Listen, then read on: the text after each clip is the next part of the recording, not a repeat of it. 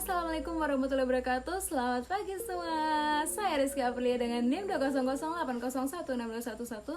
Saya mahasiswi dari Universitas Mula Warman Fakultas Hukum kelas E. Jadi dalam video ini saya akan membawakan materi tentang demokrasi, tugas dari Bapak Hadi Setia Nugraha selaku dosen pembimbing. Saya harap teman-teman dapat mengerti dalam video yang akan saya bawakan ini. Saya akan menjelaskannya, dan saya harap teman-teman mendoakan saya agar tugas saya ini dapat nilai yang memuaskan. Terima kasih. Oke teman-teman, jadi ini adalah PowerPoint yang saya akan tampilkan dalam video ini. Di sini saya akan menjelaskan, dan silahkan teman-teman untuk memahami lebih dalam PowerPoint di sini ya. Jadi yang pertama saya akan menjelaskan tentang demokrasi. Makna demokrasi. Secara terminologi, demokrasi berasal dari bahasa Yunani demos yang berarti rakyat, dan kratos atau kratein yang berarti kekuasaan atau berkuasa. Demokrasi rakyat berkuasa atau government of rule the people. Sedangkan menurut Abraham Lincoln, demokrasi adalah suatu pemerintahan dari rakyat, government of the people, pemerintahan oleh rakyat, government by people, dan pemerintahan untuk rakyat, government for people. Selanjutnya kita berbicara tentang prinsip-prinsip demokrasi, terdiri dari 20.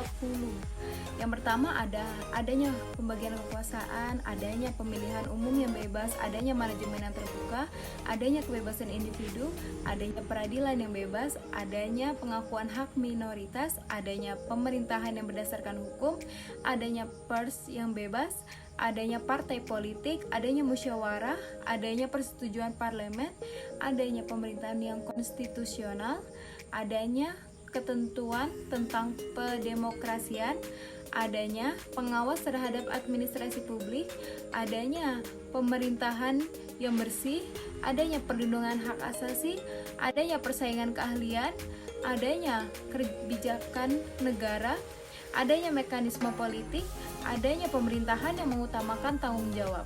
Selanjutnya kita berbicara tentang ciri dan syarat demokrasi.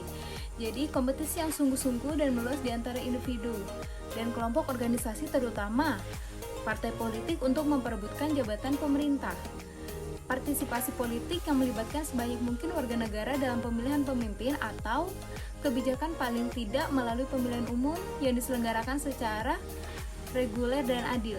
Adanya kebebasan sipil dan politik, yaitu kebebasan berbicara yang melibatkan sebanyak mungkin warga negara dalam pemilihan pemimpin atau kebijakan, paling tidak melalui pemilihan umum yang diselenggarakan secara reguler dan adil.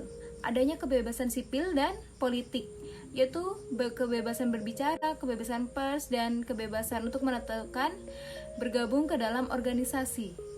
Jadi ini juga ciri dan syarat dari demokrasi. Yang pertama, International Commission of Jurid, Bangkok 1965, Supremacy of Law, hukum di atas segala hal, Equality before the law, persamaan di hadapan hukum, Constitutional Guard of Human Rights, jaminan konstitusional terhadap HAM, Impartial Tribune, peradilan yang tidak memihak, dan Civil Education, pendidikan kewarganegaraan. Oke, selanjutnya berbicara tentang demokrasi harus mempunyai prinsip. Prinsip yang harus ada dalam sistem demokrasi menurut Robert Adler. Yang pertama yaitu kontrol atas keputusan pemerintah. Yang kedua, para pejabat dipilih melalui dari proses pemilihan yang dilakukan secara jujur dan teliti. Yang ketiga, adanya hak untuk memilih. Yang keempat, adanya hak untuk dipilih. Yang kelima, kebebasan warga negara untuk mengeluarkan dan menyatakan pendapat tanpa ancaman. Yang keenam, warga negara mempunyai hak untuk mendapatkan sumber-sumber informasi. Yang ketujuh, warga negara mempunyai hak untuk membentuk perkumpulan atau organisasi. Dan selanjutnya kita berbicara tentang sejarah demokrasi. Ini sangat penting, wajib diketahui. Saya di sini akan menyebutkan tentang sejarahnya saja, tapi tidak menjelaskannya. Teman-teman bisa untuk membaca PowerPoint-nya nanti tentang penjelasannya. Jadi sejarah perkembangan demokrasi di Indonesia. Yang pertama yaitu demokrasi pemerintah masa revolusi dari tahun 1945 hingga 1949. Yang kedua demokrasi parlementer dari 1949 hingga 1959. Selanjutnya demokrasi terpimpin 1949 hingga 1959. Demokrasi Pancasila 1965 hingga 1998 masa Orde Baru, dan yang terakhir demokrasi Pancasila 1998 hingga sekarang masa Orde Reformasi. Jadi untuk teman-teman yang ingin memperdalam tentang sejarah tadi, penjelasannya bisa dibaca di PowerPoint yang tadi saya sertakan. Di sini saya akan melanjutkan tentang sistem demokrasi sebelum perubahan Undang-Undang Dasar 1945. Mari kita simak lagi.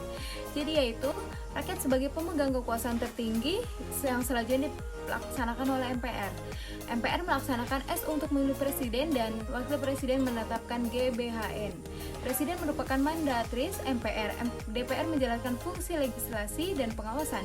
Jika ada pelanggaran, boleh mengeluarkan memorandum sampai 3 kali. Presiden dan Menteri mengajukan RAPBN kepada DPR untuk dimintakan persetujuan menjadi undang-undang. Presiden dan Menteri melaksanakan Undang-Undang APBN di bawah pengawasan DPR. Presiden mempertanggungjawabkan pelaksanaan tugasnya kepada MPR hasil pemilu berikutnya. Demokrasi yang dilaksanakan hanya formalitas. Rakyat ditempatkan dalam posisi marginal yang memberikan legitimasi formal pada saat pemilu. Oke, jadi ini adalah materi yang terakhir tentang sistem demokrasi setelah perubahan Undang-Undang Dasar 1945. Saya harap teman-teman menyimak dengan baik video ini karena ini adalah salah satu materi yang terakhir. Gak lama kok, yuk kita simak. Yaitu ada yang pertama, rakyat sebagai pemegang kedaulatan dan dilaksanakan menurut Undang-Undang Dasar. Kedua, presiden dan wakil presiden dipilih secara langsung pasal 6A ayat 1 Undang-Undang Dasar 1945. Yang ketiga, parlemen menganut sistem dua kamar bicameral system. Yang ketiga, ini yang terakhir nih, kedudukan rakyat termasuk TNI atau Polri adalah sama khususnya dalam hak memilih dan dipilih.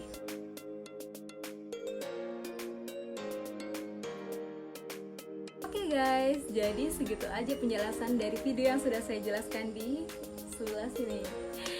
Saya berterima kasih banyak kepada teman-teman yang sudah meluangkan waktunya untuk menonton video saya, dan saya berharap teman-teman mendoakan agar tugas saya mendapat nilai yang memuaskan. Dan saya pribadi memohon maaf apabila ada kesalahan kata, perbuatan, atau dalam PowerPoint-nya ada kesalahan, ada kekurangan. Saya minta maaf yang sebesar-besarnya, karena di sini juga saya sama-sama belajar. Terima kasih banyak atas segalanya. Wassalamualaikum warahmatullahi wabarakatuh. See you.